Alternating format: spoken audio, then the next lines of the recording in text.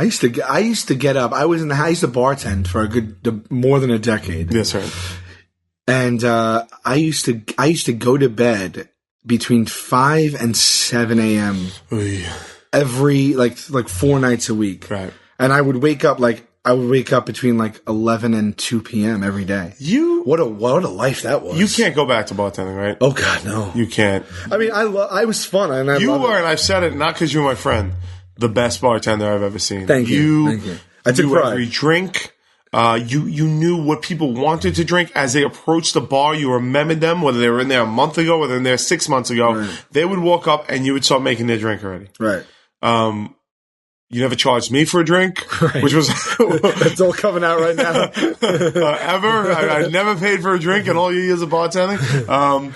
But like you remembered everybody's name. People would come in when you were bartending just to hang out with you. Yeah, I took that shit serious. You did, and you would make playlists. Before you went to work, you would spend an hour and a half making a playlist just for that night. You would come up with games. You had special times of the night that people could do special things. You were the fucking best bartender of all time. You were really great. Thanks, man. That means a lot. That means a lot. It was pretty amazing. I try to do everything I do as good as I can do it. But that was, I take party planning and hosting and being a host very serious. I wanted to create a certain atmosphere, and thanks. That's nice of you to say. No, it's true. We used to do this thing. The thing is, you got to make something out of nothing. Like if I'm bartending on a Tuesday night, right? Why does anyone want to come out on a Tuesday night? You know, you have your locals. Sure. You have your people that are going to drink no matter what. Right. But how do you go above and beyond that? So you got to make something out of nothing. So we used to just play games all the time. And I basically let people do whatever they wanted. I made it like they owned the bar. Right. And they would come in like, this is my place. Right. And then everybody who felt like that all got to know each other, and this was their place. Right. And that's it. It's your place. I'm just here working for you. Right. I'm just setting the atmosphere. But we used to do this thing. And I wanted to tell him this, and I didn't get a chance yet. But my buddy Matt one day, this was like this all the time. It was a very neighborhood, very like fun, anything goes eclectic place that I used to work at. Right. My buddy Matt comes in and he brings this childhood tattered. There's no more glass on it. The glass shattered. It was sun faded and falling apart. It was a cheap picture that you win at like a carnival of Shaq. Right. Of Shaquille O'Neal. That's right. And his aunt gave it to him. He had it in his room for like 15 years. It was like when Shaq was on the Orlando Magic in his rookie year. And it was falling apart. He was going to throw it out. So he brought it into the bar like people did all the time. And he's like, hang this, you know. Right. And I was like, oh, this is funny. This is like, Shaq looked like a picture. It looked like a picture of a cardboard cutout. Okay, right. I hope I still have it. I gotta find it. But, and I'm telling you, the thing was, it looked like it was in your trunk forever. Yeah. It looked like it was in a flood. Yes. And it like wrinkled, crinkled, and it got faded, and it had watermarks on it and sun marks. And the frame was plastic, and it was held together by glue. That was breaking, and it just was a piece of shit. Right. And he was like, I had it my whole life. I didn't want to throw it out, so I brought it in. I was like, let's just keep it here. So I wrote on the back of it, it was a piece of cardboard on the back. I wrote, do not throw out. Right. And I put it on there. And then all of a sudden I said, you know what? We have to celebrate this. So what we did was, every Tuesday night, as soon as the clock struck 2 a.m., right, I called it Shaq Time. Shaq Time. Right? And what we would do is, and I wouldn't tell anybody. If you were in the bar, you experienced Shaq Time, and then you knew about Shaq Time, and you chose to come back and bring back people or whatever it is. At Shaq Time, I hung up Shaq's photo. Right. Okay? Above the bar. Uh-huh. Okay? Made an announcement. Handed out noisemakers, pots, pans, to everything. Right. Okay? I said, ladies and gentlemen, we blew a whistle. I said, it is Shaq Time. Whoever's in the bar gets a free drink. If there was 40 people in the bar, I poured 40 shots. Right. Right?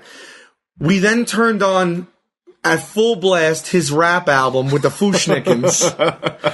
Can We Rock? What's Up, Doc? Right? So that came on. That starts with Siren. It's like, woo, woo, woo, woo, woo. and everyone starts banging the noisemakers. Wow. I walk around like a ring lady, like a ring girl, holding the card up. I hold the Shaq up. I'm like, it's Shaq time. I just start pouring shots. And then my buddy, who went above and beyond, drops the projection screen and starts playing Shaquille O'Neal highlights. For no reason. People are hooting and hollering, standing on the bar, banging pots and pans. Everyone just starts doing shots. Right. What Can We Rock? What's Up Doc is playing. He's dunking over people. There's a siren going off. And we did that every Tuesday at 2 a.m. Right. Well, the bonus to that is, first of all, I stayed open till 4 no matter what. In New York, you're allowed to stay open till 4. I stay open till 4 because every bar wants to close before 4. So I wanted people to know, at 3 o'clock, if you want to go somewhere, I'm going to be open. That's right. So I would get that every other bar crowd come to this place, and they wanted to be there for Shaq because who doesn't want a free drink? Right. And it was whatever you wanted. It was whatever you wanted. Okay. So, it wasn't like a bullshit shot or anything. Right. And people used to be run in the bar at like 1:55. All of a sudden, I would see people run because the rule was if you got there at 2:01, you weren't getting the drink. Right. You could participate in the highlights, sure, but you weren't getting the drink.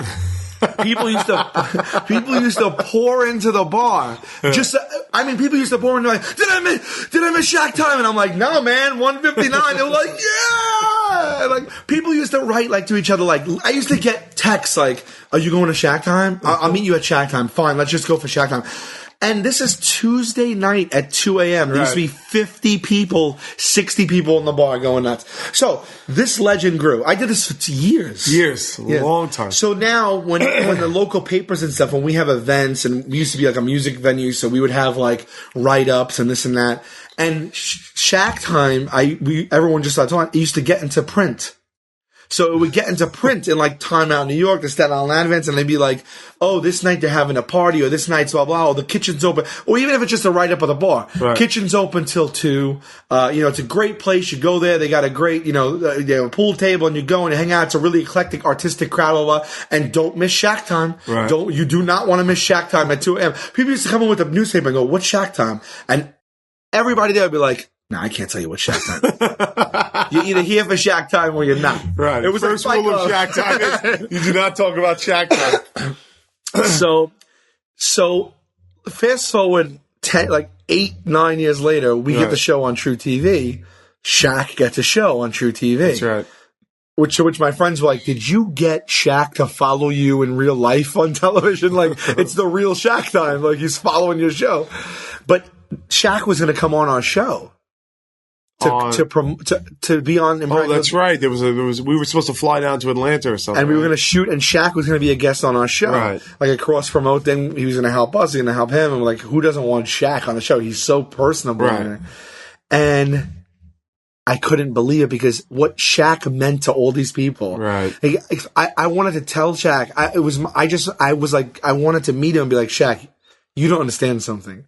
For the last 3 years, at every Tuesday night at 2 a.m., I had 60 people just worshiping you, showing your highlights, playing your rap album. But when you're Shaq, you have, like... I hope that he would find that special. Right. It was called Shaq Time. It was in the newspaper. The world loves Shaq, and we've mentioned to this audience that we've since met Shaq, right? We told that story. And I did not get a chance to tell Shaq about Shaq Time yet, but the next time I hope that we cross paths with Shaq, I'm going to tell him.